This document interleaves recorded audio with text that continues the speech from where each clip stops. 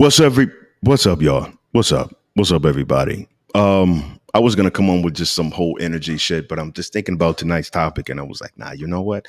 Let me ease into this one because I really want to kind of just go in. What's up, everybody? Welcome to the Brian Reveal Show. Do me a favor. I want you to stop what you're doing right now. I want you to like. I want to see some likes. I want you to like this live. I want you to share it. And I want you to subscribe to this channel. All right. So I'm going to take just a little break, give you a second to come back on. Let's get it.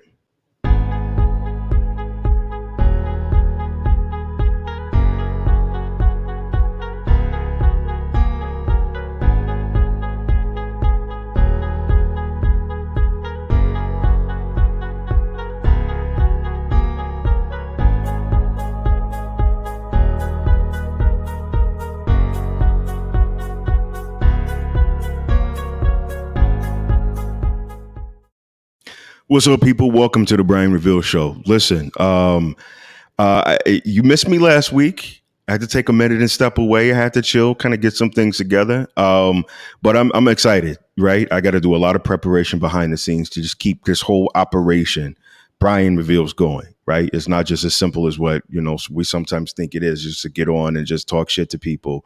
And you think it's just random. You think this is freestyling. This is not at all what it is. This is a whole big production, right? Wow.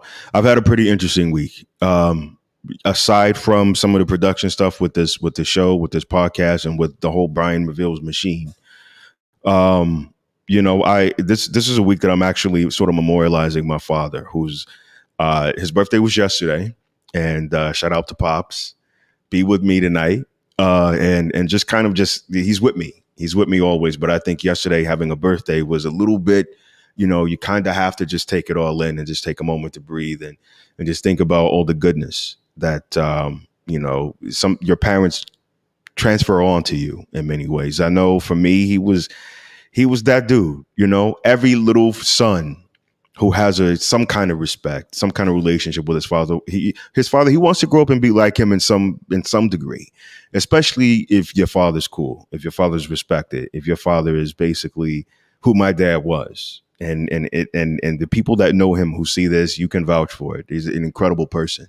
And to lose someone like that so suddenly, you eventually learn to, deal with it. It's not something that I think is,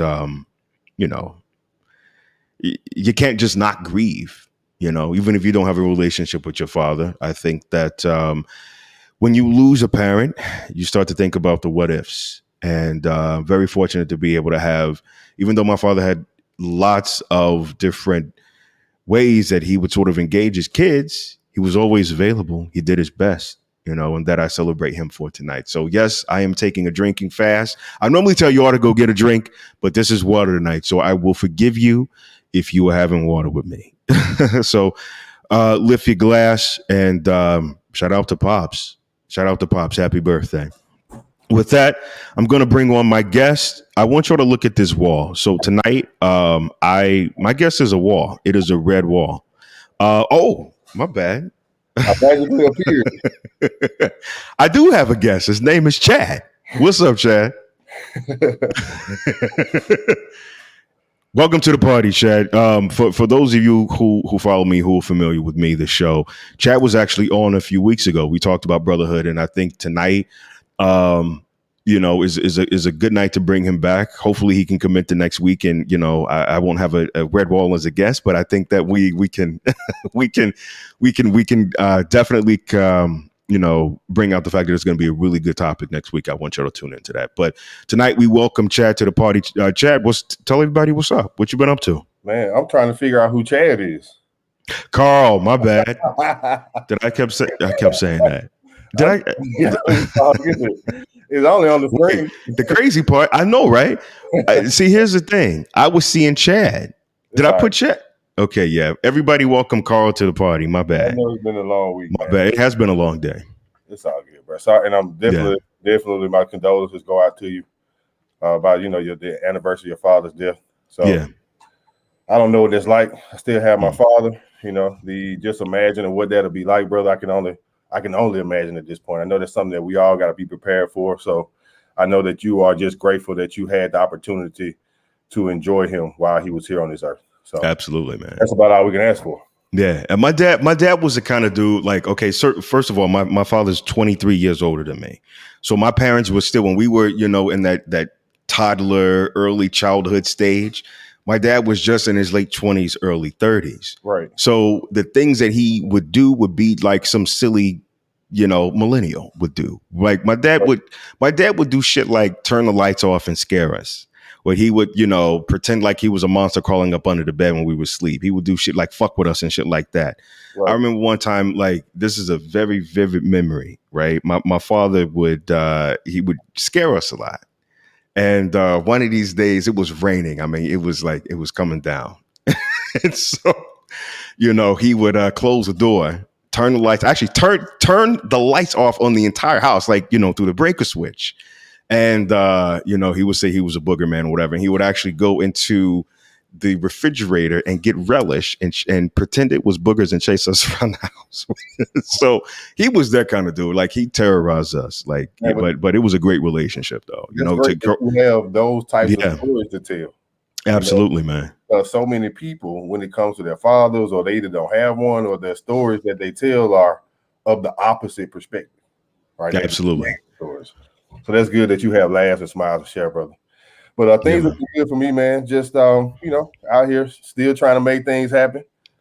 Still grinding, trying to do everything that we can do out here in this cold, crazy world. Right. But life has been good, man. I have no complaints. So I'm glad to be here with you tonight. Thank you. Absolutely, man. Glad to have you on. So let's say we jump right into it, man. I think that this has been actually, some weeks are actually pretty tame, right? You don't really see a whole lot going on, but I think I'm first of all, I'm grateful for that, because lately it's been all kinds of stuff that's just been happening. So just to have like sort of a basic kind of a week where there's not really any kind of drama, I'm grateful for that. But, speaking of moments to kind of bring out, we're headed into this whole Juneteenth era in the year. And this gives us an opportunity to reflect on however we want to reflect on it. Different people reflect on different things for different reasons. But I cannot help but to think about the Centennial celebration of Black Wall Street. And there were so many people who, I couldn't help but to think about how a lot of people didn't really know about this, only until a few years ago. Most people didn't really know about it until college. So there was, just a reawakening of our plight in this country. But 100 years later, right, home ownership is down. There's a whole lot of things that we really have to, evaluate systemically when it comes to the progress that we would make in this country under those conditions. But some people think that things are better, right? Right. If we look at that, what do we go from Black Wall Street? Like, where should we be at 100 years later? We should be owning markets, man. Yeah. We should have our own markets. We should have our own indexes on the stock market. We should have our own cryptocurrencies driving our environments, things of that nature. We should really be owning our own companies. When I say companies, I love our Black-owned small businesses, and there's definitely a place there for small businesses. But we need major corporations. We need to be able to hire hundreds of people, thousands of people, and that's where we need to be. That's where the next step is. Once we kind of get grounded here, everyone gets their finances in order. We get ownership in order. I got some light issues over here. We get ownership in order, and then we move towards major ownership, major corporation, major industries. Creating our own industries, that type of thing. That's my mindset. That's what I believe. Well, I think, what we've done a very successful job of creating hip hop. Hip hop is an industry, but I don't think that a lot of people look at it that way because it's so limited to music. But hip hop was very much culture. It has made its way into first of all the arts, right? It's not just music. It's clothing, it's language. It's storytelling.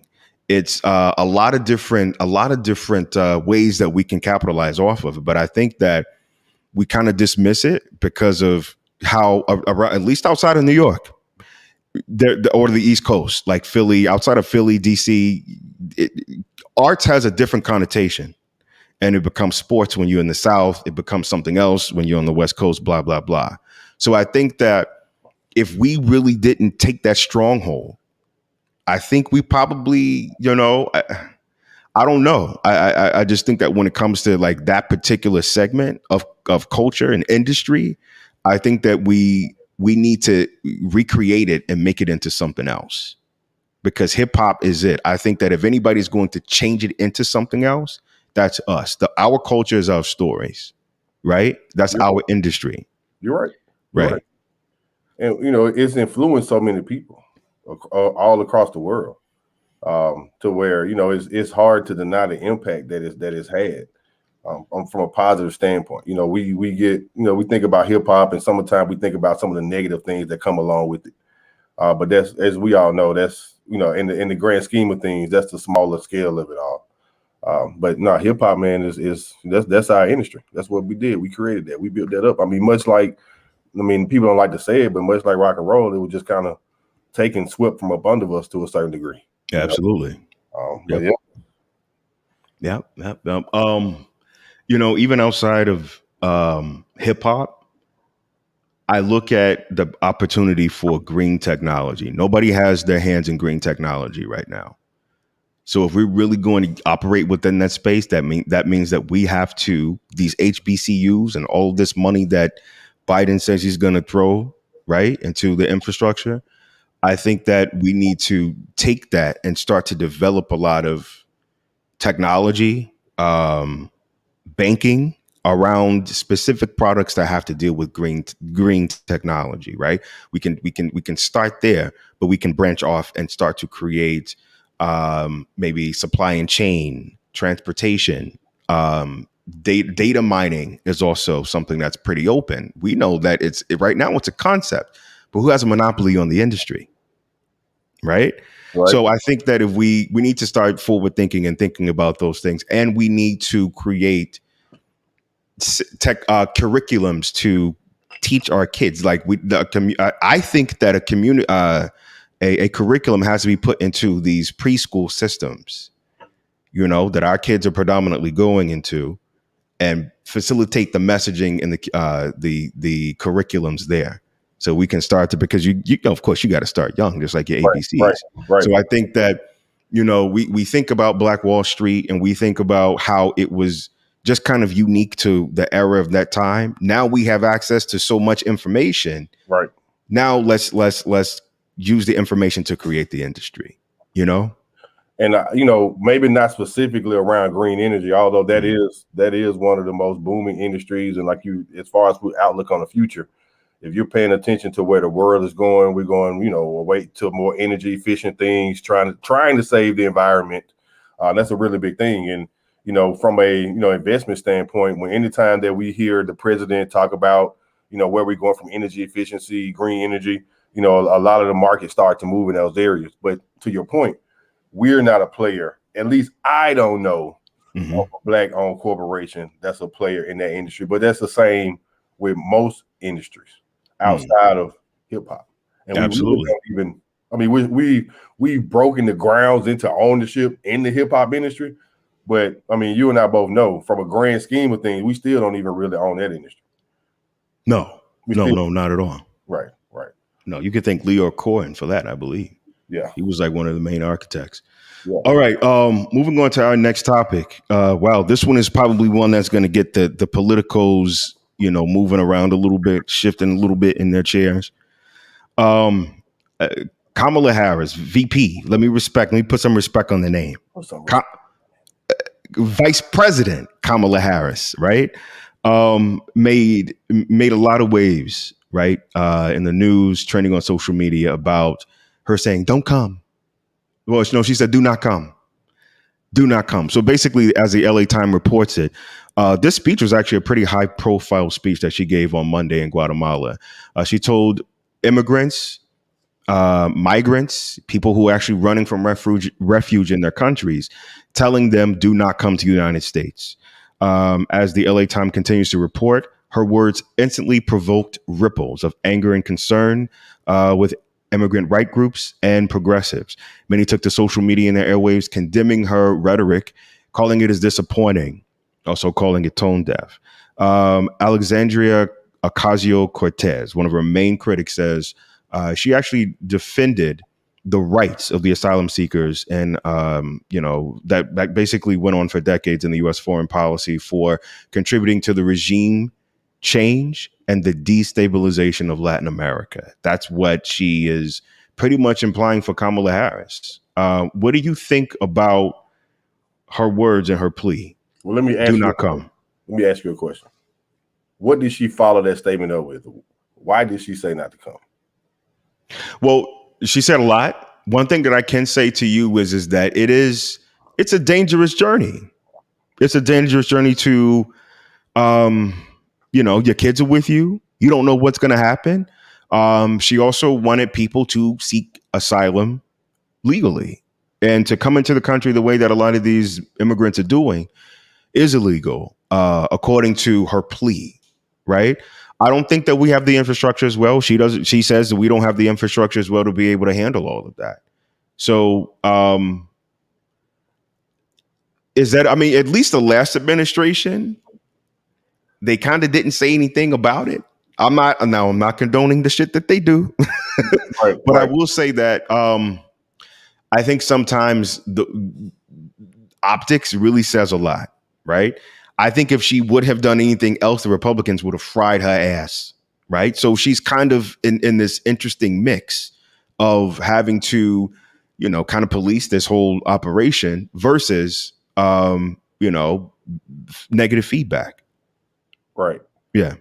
Well, first and foremost, let me say I agree. Don't come over here. Mm-hmm. For a couple of reasons. One, we it's enough going on over here. Number two, you have to come the right way. Mm-hmm. I mean, that we have laws here to where places that you can't go because you're trespassing. Mm-hmm. If you want to go to this place, you need to follow the rules and regulations if you want to be able to get into this building. You don't have access here. You need to be on this list to come in. You need to go through these proper channels to be able to have access. And I know a lot of African Americans, we do not think like we are Americans, and maybe because we're not treated as such. Mm.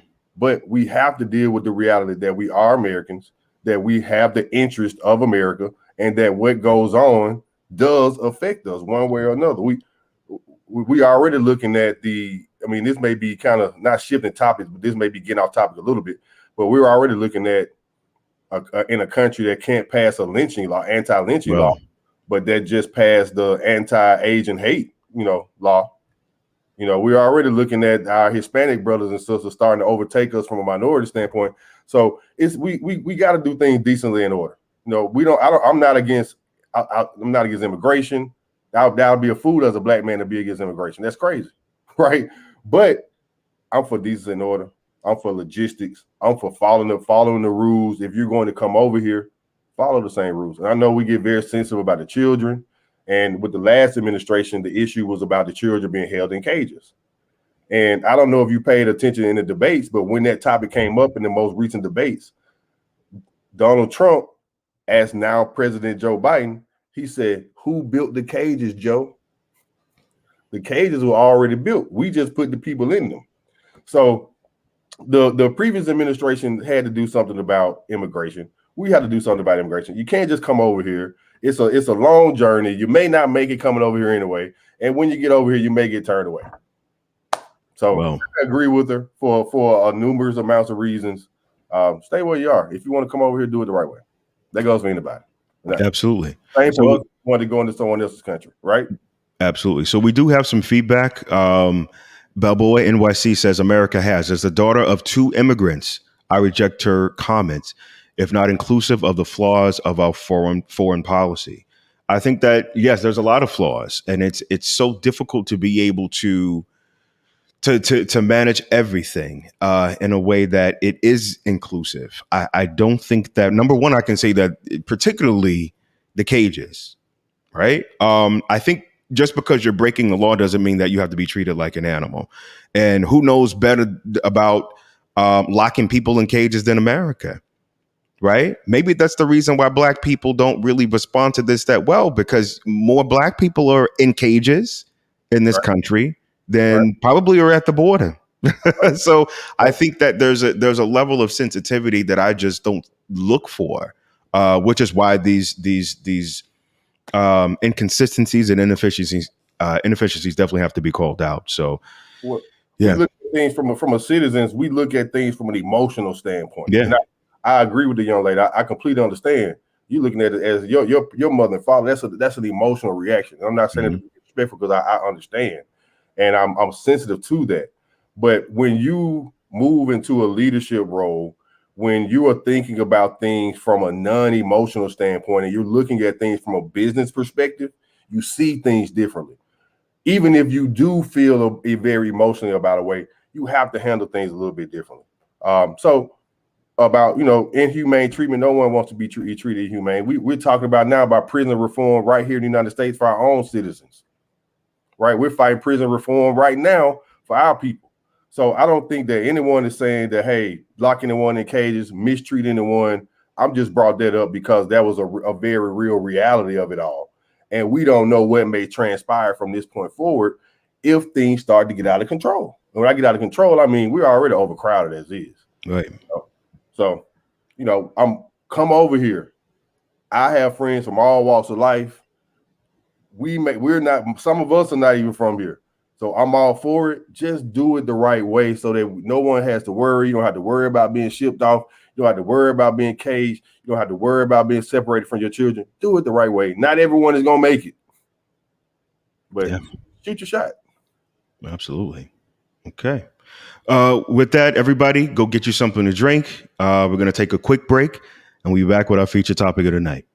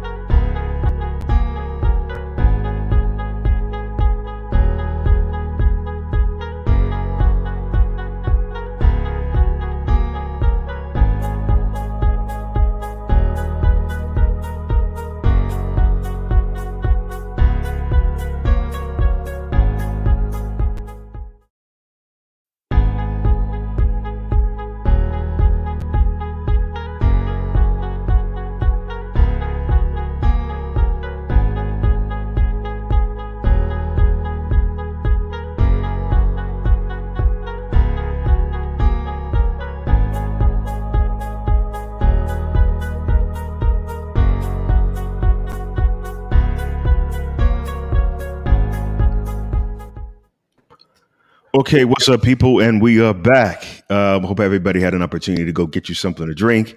Let's have some fun tonight. Let's jump into this topic, right? Yes, it's a little touchy, generational gap. Why is there sort of this discourse between the younger generation, the OGs like myself?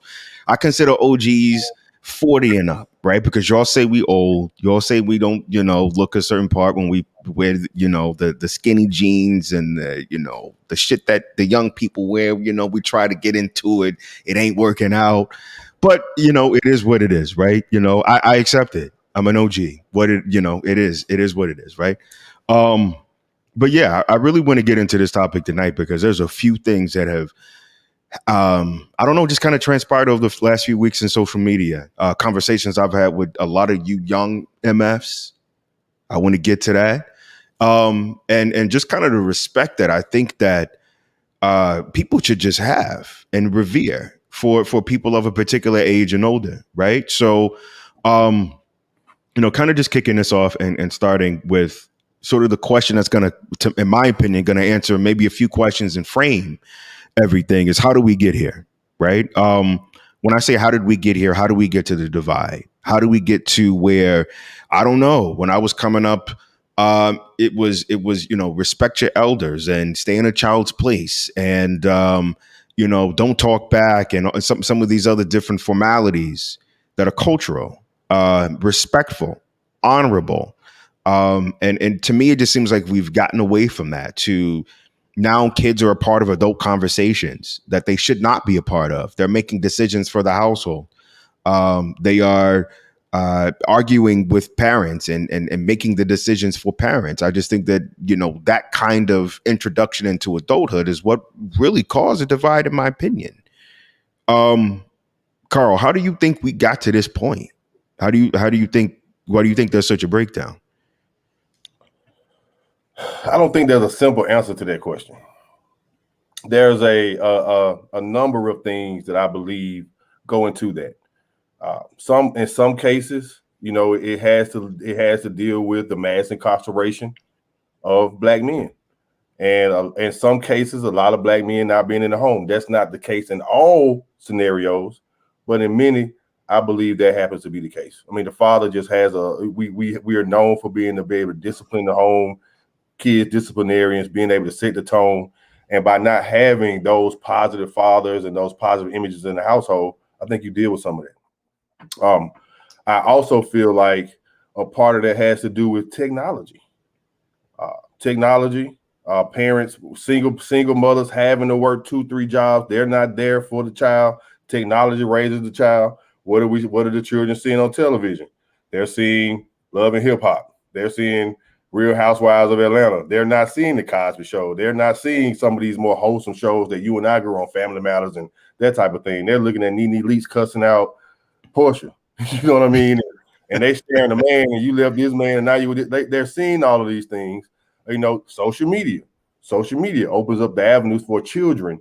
Like, I have a daughter, and she likes TikTok. I have to monitor the TikTok. She'll be watching videos, and I'll hear something. I'm like, what are you watching? It's TikTok. And kids, humans, number one, are very impressionable, especially children. And if you don't have someone that's there to be able to put a child back in the child's place, they'll never be there. And I think that, we can talk about this forever. We can go in a lot of different directions. But just to kind of wrap it up, I believe that those are two of the factors that kind of led us to where we are with this divide between adults and children and that type of thing. What do you think? I don't look at it that way in terms of the fathers not being in the home, because you also had grandparents, and I think that if your grandmother is 32, if your grandmother is 36, if your grandmother is oh my God, I think I heard something. Yeah, grandmother was 32. She had a kid at 16. Her kid had a kid at 16. What a way to break the cycle. So right. I think that when you look at that kind of a pattern, I think that's the first layer, right? Because if the men are being locked up, they got to have sex with somebody. You know what I'm saying? So if men are not being locked up at a rate where, there's still a level of tradition to carry on, right? Right. I also think that there was there's this independent feminist movement that has sort of picked up. A white woman's independent message, right? We jumped on that train. Not only did we jump on the train, we didn't learn the entire lesson, or whoever jumped on that train, because there's not a generational gap over there, right? So if we're going to learn a message, what message are we learning? Well, can we really take on the full context of what we see, right? Well, yeah. I'm sorry.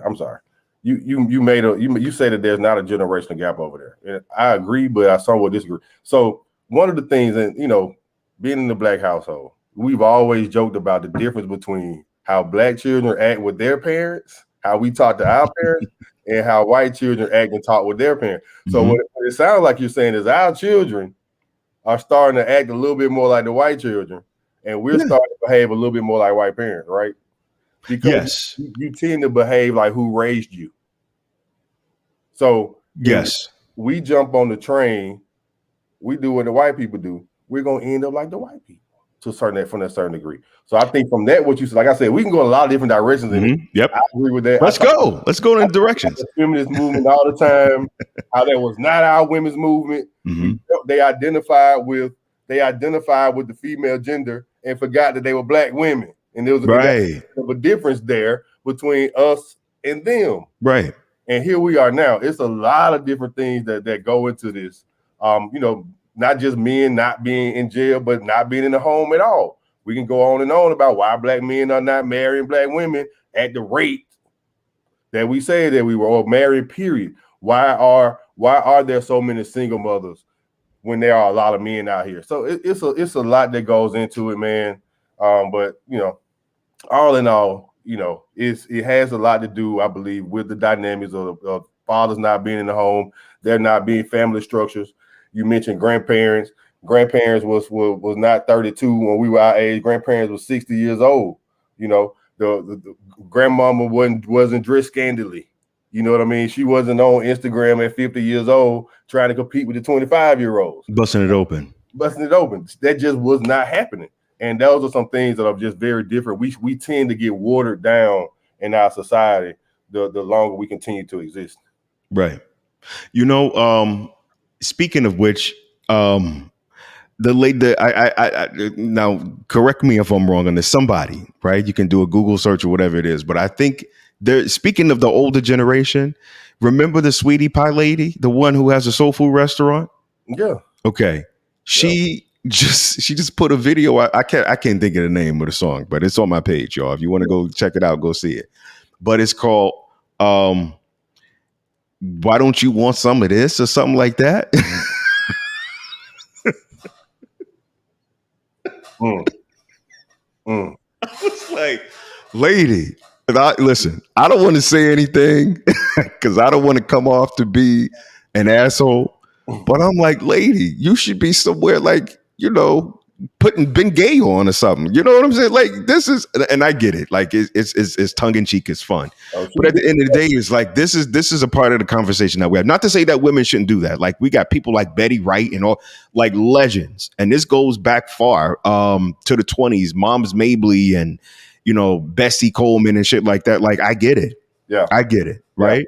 But I'm not being so critical that I can't be funny. I think that what we got to do is just put it in context. If you see Betty Wright grabbing dicks on social media, that doesn't mean that you go to the train station and do it. You know what I'm saying? Yep. I just think that there's, for me, the question is who's to blame? I blame my generation and older. Why there's a divide? Because I think that, our culture was too caught up in slavery, because you said we have to get it from somewhere. And if we're not disassociating that kind of trauma, I don't know about you, but if I saw people dropping bombs on me, I'm not ready to practice or borrow from their behavior culturally. Absolutely not. I can see what common sense is. You know what I'm saying? But I can't adopt another culture's behavior that is dysfunctional. Right. As a whole. I'm not talking about anomalies, but I think that, yeah, if I'm going to blame somebody, I'm going to blame the grandparents. So when I was coming up, because my grandmother is 80.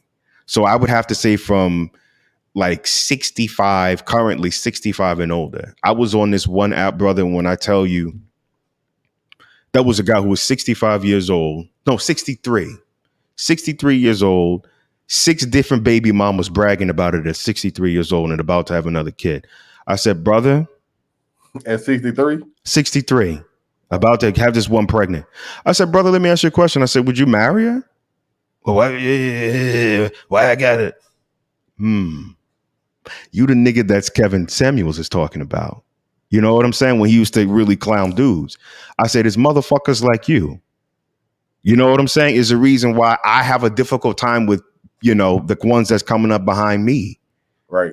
It's niggas like you. You know what I'm saying? And but tonight I'm using the motherfucking word. It's niggas like you that's doing this, man. You got to stop it, And so I blame them. Well, you gonna always have light and darkness. You're gonna always have Russell Wilsons and Futures. Like that's going to always exist. Yeah, of course. But that doesn't stop me from having the conversation. No, it doesn't stop you from having the conversation. It's the old Future. Yeah. Like he's Future. That's all that is. That's all it is. But that's a big part of it, man. That's a big part. It's money. Our generation has access to a little bit more money. And we tend to want to live a lifestyle that we haven't been able to live or that we weren't able to see. So, we'll leave our children behind for a week and a half when that was kind of unheard of. Like your parents may drop you off at grandma's house for maybe a few hours, maybe a day or so. That's it. We dropping our kids off. We going to the club. We going to day drink. We picking them up. We having conversations on the phone, cursing the friends out. The kids are hearing all of this. We want to travel the world. We're leaving our kids behind and they're not being raised. And you talk about kind of blaming our generation. I think one of the things that affected us that maybe subconsciously, I think one of the things that the parents of our generation did was they let the church and the school raise a lot of us. Right. Exactly. And that's kind of where we are now. Like we weren't really taught much in the home. We were taught it at school. We learned at church and, right. You kind of like community places. You're at the mercy of your peers. You kind of pick up things that are happening within your peers and not at home. And that's one of the things that I think, but they did what they could. That was a step in the chain. That was a link in the chain. That was a brick in the wall. But here we are now. Are we at a point of no return? Yes, I think so. And let's transition that question because I think you really mentioned a few different things, right? So I think number one, if you're going to have any kind of impression, because you mentioned humans are impressionable creatures, you got to have some level of discipline and structure. Discipline doesn't necessarily mean getting the belt. Discipline means consequences and being able to implement those in a way that's not debilitating to the spirit, to the body, to the mind, to the soul, all of that stuff. Right. I think that, because we started to make money, I think that's where the structure kind of fell apart. Because when you have a community that is in dire straits like we were, in many cases, in many cases, that you had to develop a sense of community because where else could you go? What else could you do? Right? You had to rely on Mary Frances, I don't know, some Big Mama next door. You had to rely on Big Mama next door to watch your children because who else is going to watch them? Everybody else in the neighborhood's a pervert, but right. So it was forced. That's a good point. Yeah, that's a very good point.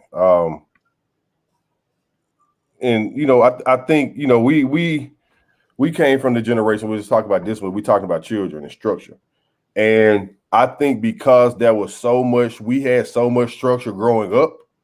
I think a lot of our generation is kind of like structure become kind of a negative thing. Like I don't want to be very structured. I want to do this. I want to be able to do it that way. I don't want to have a lot of structure, and because our parents were maybe such strong disciplinarians in a lot of cases, some of us resented how disciplinarian our parents were. Right. We resented the whoopings. We resented the scoldings. We resented being put on punishment. And in a lot of cases, we didn't pass those things down to our children. And those things had their places. You can discipline your child without whooping them. But the structure of it all, the discipline of it all, being able to put a child in their place. And when you have people of our generation that resented the previous generation, you don't want to duplicate that. And I think we're running into a lot of that too, to where parents we're a little bit more lax, we're a little bit more lenient. And that's causing some issues when we got to tighten up. We got to tighten this thing up. Because like you said, without discipline, you can't really do anything properly.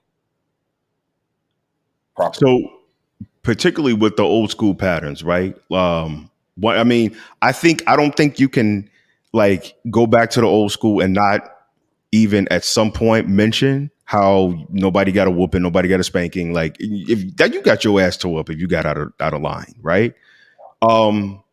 Does that need to come back in order to get that respect? Like maybe in the classrooms, maybe bring spanking back in the classrooms. Do you think that that's necessary? And if you've ever, because I wild out about this. You ain't putting I wouldn't allow you to put your hands on your own children.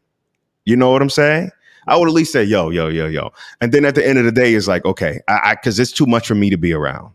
It really is. It's not traumatic. I just see it for something different. You know what I mean? Yeah. My mother never really tried to kill me, but I got the screws put to me a couple of times. So for me, it's like, I'm not like hurt by it, but I understand what it causes and what you have to sort of unwork through. Right. Right. Yeah. I mean, I wasn't lashed either. You know what I mean? Yeah. I was disciplined. I caught the strap a couple of times, but I wasn't just beat and abused and that type of thing. But to your point, man, now we can't bring that back for a few different reasons. I mean, one, nobody wants to see it. Now, if you spank your child, a lot of people look at it like abuse. You can lose your children just because you gave them a whooping.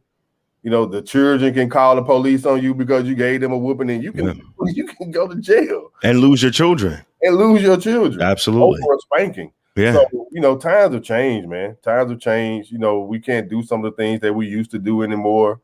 And it's just, I can't say what is unfortunate. Hopefully people learn how to be able to discipline their children without having to exert physical force. I've been able, so far in my life, my daughter's 9. I've been able to do that.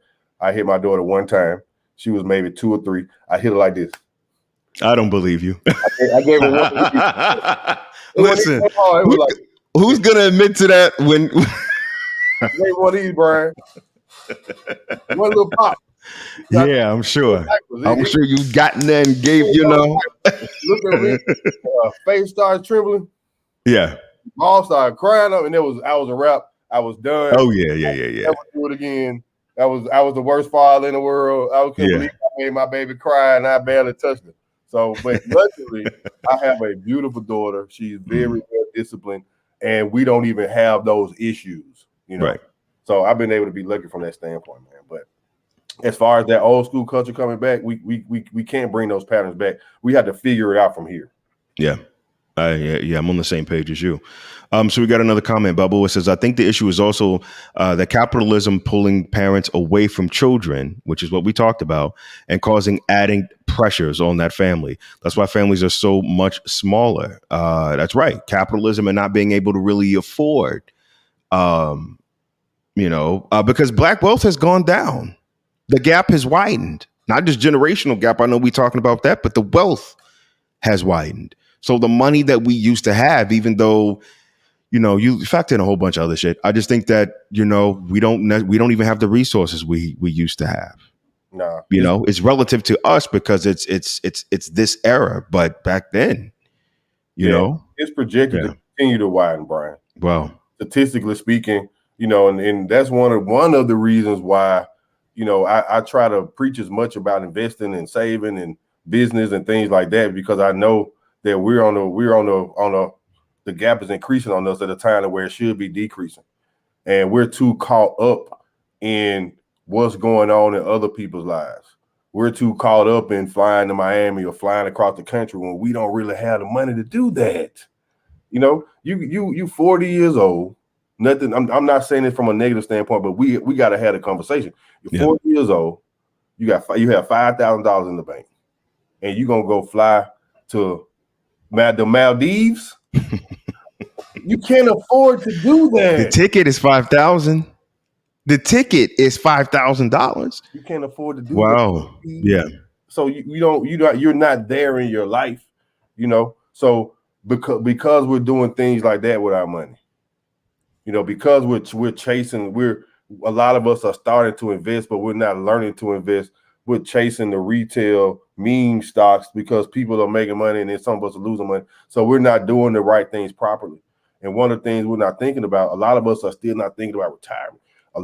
When we turn 60, Brian, and when we turn 70, and you look at your bank account and you have $40,000 in there, and that $40,000 is supposed to take you till you 90 years old. Well, 60. we're gonna have a rude awakening. But now the jobs are gone because the younger generation is coming up. Now you can't get a job. And Walmart, you may not even want to be Walmart because there's gonna be so many retirees trying to get those jobs. You're not gonna have income, so you're gonna end up living with your children. If you have children, and if they will take you in, yeah, and so if they could afford to take you in, if they can afford to take you in, you're right. Now you're a 70-year-old liability.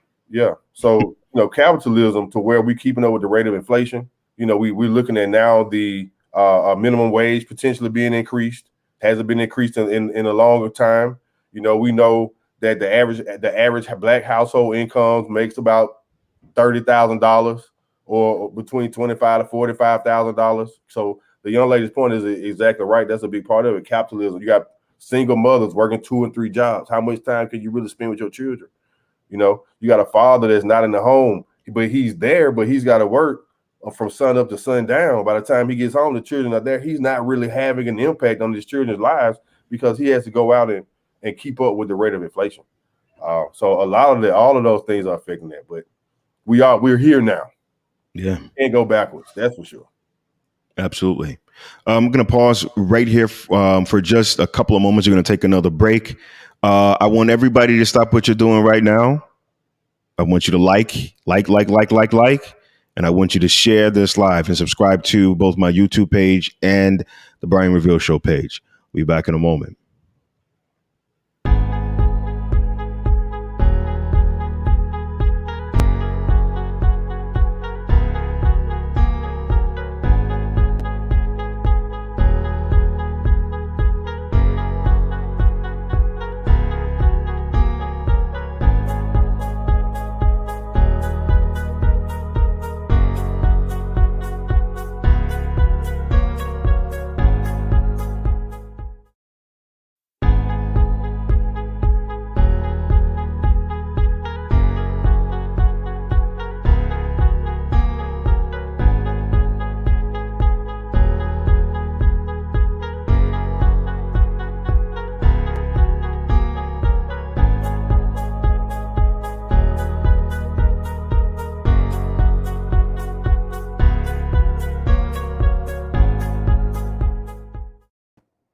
Okay, we are back again, everybody. Thank you for tuning in tonight. Do me a favor, please like, subscribe, and share.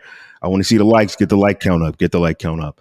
Well, we covered a few different things tonight, but just kind of closing out the show. I wanted to bring up a couple of questions on kind of the bridging the part together, bridging the gap part together, and obviously that's done by how we reach each other. It seems like we speak 2 different languages, or maybe we don't speak 2 different languages because maybe my generation is trying to be the younger generation. Maybe we speak the same language. I don't know. But what would you say, Carl, that we would need to take in terms of any steps that you may have in mind, any ideas, how we get the conversation started so we start to begin to reach each other to bridge the gap? Well, Brian, I think like any other conversation, man, you just have to get it started.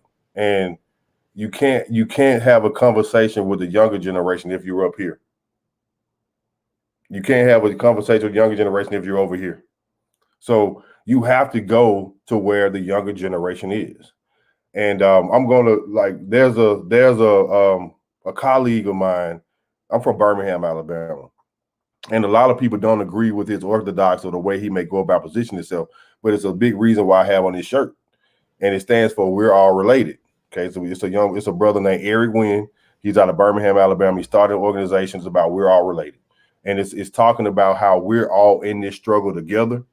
How whether we come from the same family, whether we the same complexion, we all face the same struggles.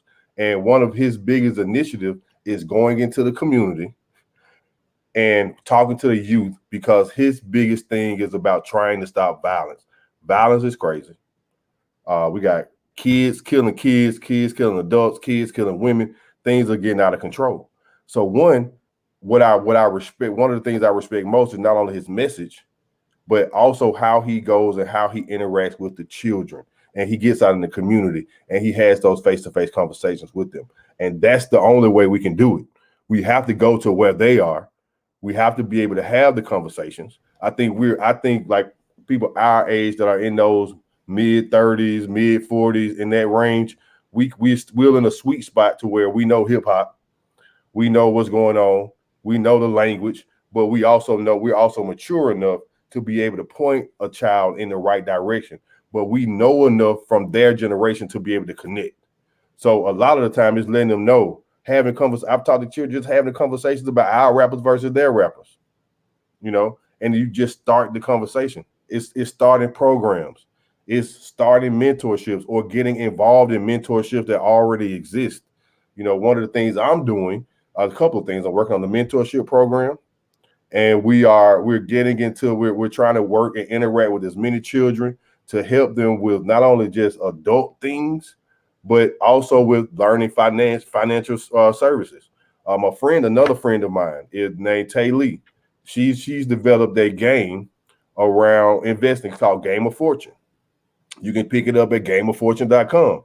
And it's all about teaching children about real estate, about investing, about business. It gives them real life scenarios that makes them think through it, but it's in a game form, right? So it's things like that our leaders, that our entrepreneurs, that we need to do. And it can't all be about profit. It's got to be community. It's got to be service oriented. It's got to be the fact that we care. It's got to be being fathers for those children that don't have children, being mothers for the ones that they have lost their mothers, being mentors for those that don't have strong leaders in their lives. That's the biggest way we can make that connection. That's the biggest way we're going to be able to meet. Being able to shake a child's hand, put our arm around them, let them know that we care. We're there for them. We're here to teach you something. We're here to help you out along the way.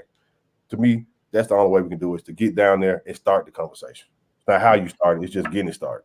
It's just getting it started. Absolutely. I think that's a very brilliant suggestion in terms of particularly how our generation, it almost seems reactionary because we did what we saw our parents and grandparents do largely. Oh, well, you don't know, blah, blah, blah, blah, blah, right?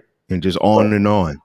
And you mentioned meeting people where they are, meeting these millennials and the younger generation where they are. Right. On the other side of that, in terms of millennials, and this is just a suggestion because I'm meeting you where you are. Right. Yes, I am. Right. I think that to have a productive conversation, don't be dismissive of someone who has had a lot more experience, who is not trying to criticize you, who is not trying to attack you in any way, because it's interesting the way that, some of these younger people are interpreting criticism, interpreting instruction, guidance. They see it as an attack. Everything's an attack. You hurt my feelings. I'm triggered. Yeah. What? Yeah, we live in a society of participation. Get the fuck out of here. We live in a society of participation trophy too. I know, but entitlement. Okay. I think you brought up a really good point about when a lot of people get older and they're fighting for jobs at Walmart. They're not going to give out participations at Walmart when you're 60. They're going to push your ass out the door. So I think that younger people, I think that what we got to do is listen and be open-minded. Please be open-minded. Yes, don't listen to every nutcase that comes across and tells you, well, I'm 60, so I should tell you X, Y, and Z, and you should do it this way. No, I think that what you got to do is listen, observe, pay very, very close attention, because you don't have to make the mistakes that other people have already done. Right. You don't have to make the mistakes that other people are still trying to sort their way out of. But you can learn a lot from someone's life just by paying attention and just seeing how things unfold. If a person who's older is approaching you with any kind of insight, because that's really what it is. It's not an attack. It's not criticism. It's insight. Not everybody's going to deliver a message with ice cream and sprinkles on top. Wow. Sometimes it's going to be really raw. And when I think about Monique with the bonnets, not to me, because I've had that conversation before. I think that when we talk about Monique and the bonnets and how younger, because I don't see any 40-year-old women, feeling offended.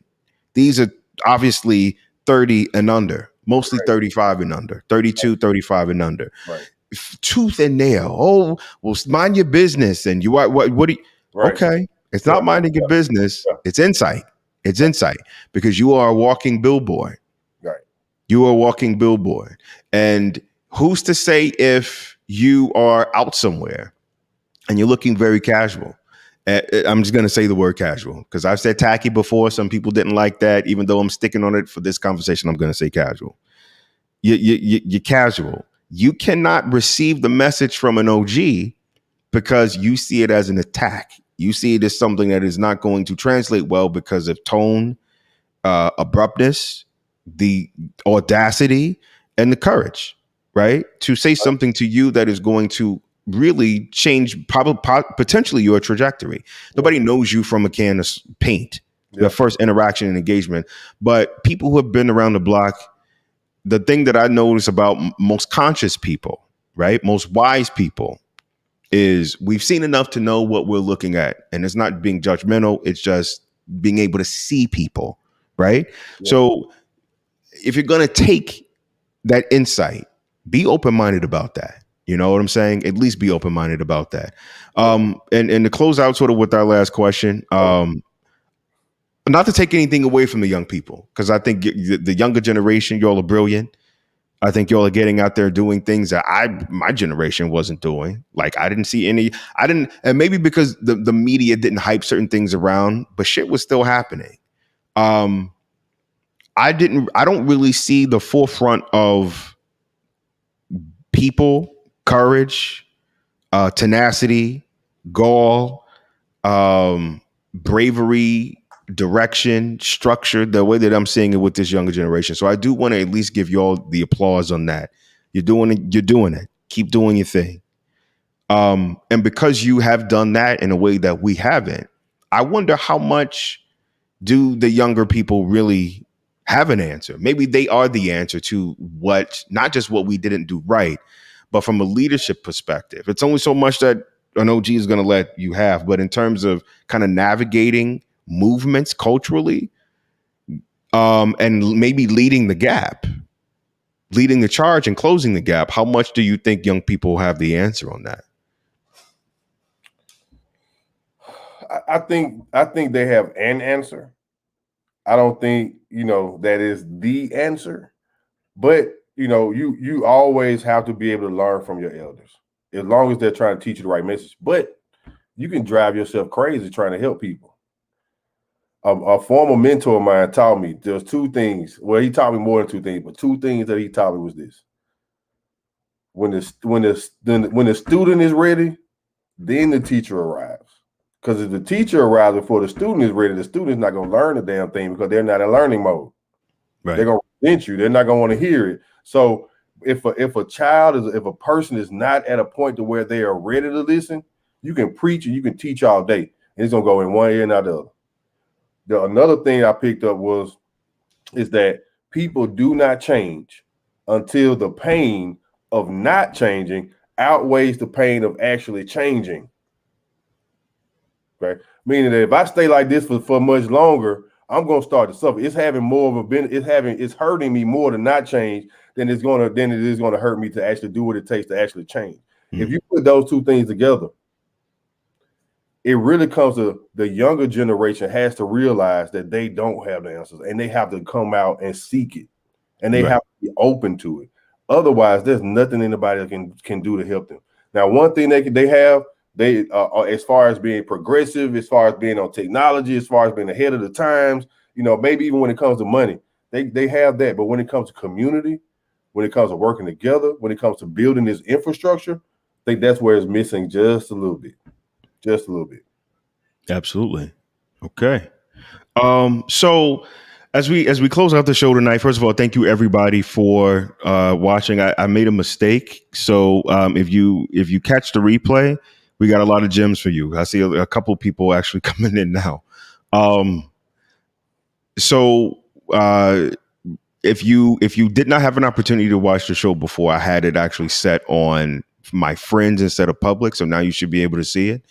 Do me a favor, everybody. Like, share the live if you're just now coming in, and subscribe to both the YouTube page as well as the Facebook Brian Reveal Show page. Carl, tell everybody what is next for you. What you got going on? What's coming up? What's next? Man, I have a lot going on, a lot coming up. I said it the last time because it's in the works. It's in the works. A few things I have coming up. Man, I mentioned the mentoring program that I have coming up. working on that to mentoring children, mentoring boys, not just boys, but just kids. Well, we're going to primarily be focused around skills, life skills, business skills, and investment in financial services.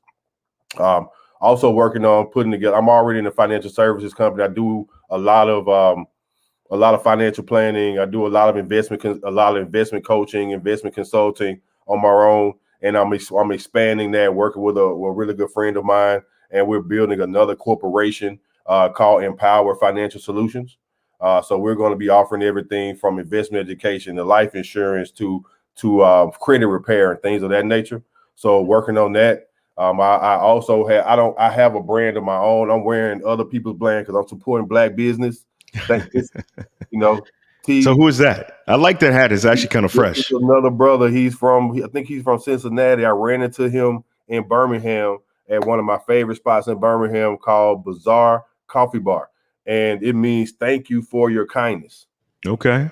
Right. And it's just about spreading the message about being kind to each other, man. So we got thank you for your kindness, and we're all related. And those things speak a lot to my message, man. So just being a lot about building up Black businesses.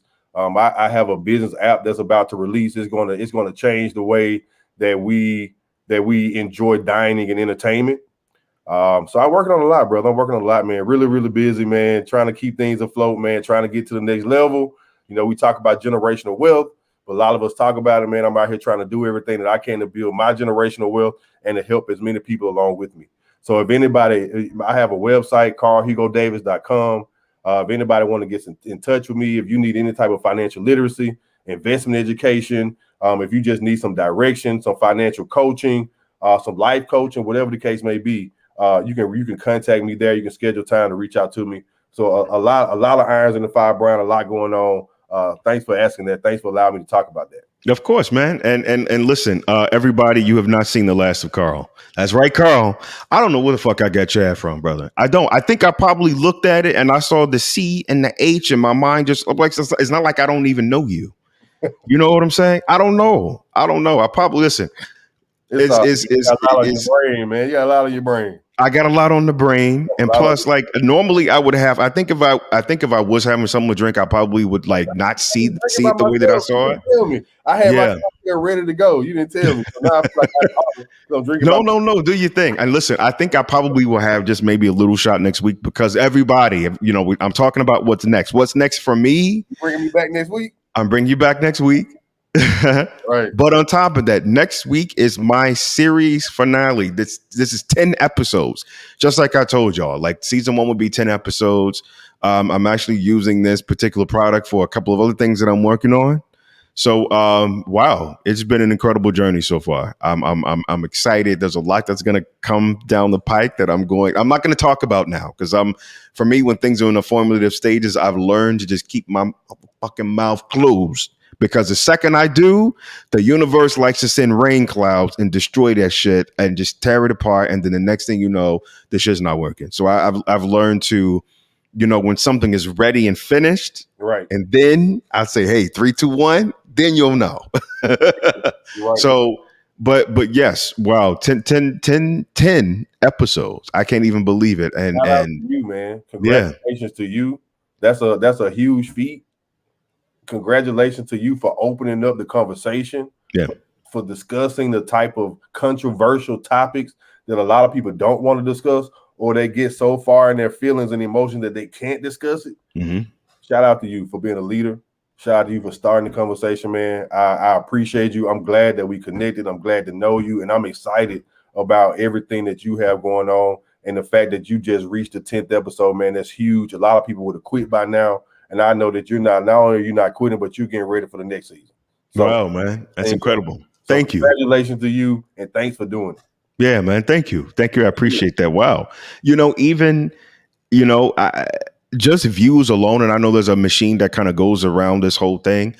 After my 10th episode, collectively, I would have made over 100,000 views just on Facebook alone.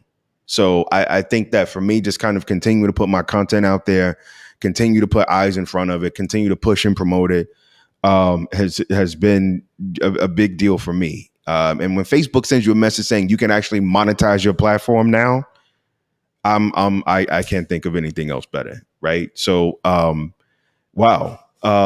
But yeah, next Wednesday at 9 p.m. Central, 10 p.m. Eastern. I do have another prior guest that is confirmed to come on. I think she is brilliant. And we're gonna get in some trouble next week, right? We got to go out with a bang. So even though I'm not, I'm kind of like doing this thing right now where it's just water and liquids because I'm training for next month. You'll see why. You'll see why. I'm training. I'm in the gym. I'm just taking I don't have any particular goals in mind. It's just one day at a time. Since I've already lost since February, I've lost 35 pounds since February. That's great. Hey, but when I tell you the mission is mission impossible. Yeah, mission is the shirt off at the beach, flexing on it. No, I wasn't even at the beach. You were flexing on us.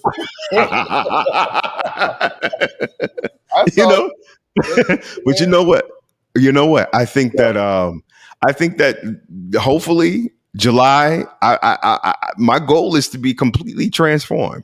Yeah. Completely transformed, and I'm gonna probably do like a couple of things to kind of just like let everybody know what I got going on. So, man, when I tell you, I'm just so excited. I hope that July is going to be a good month. As well.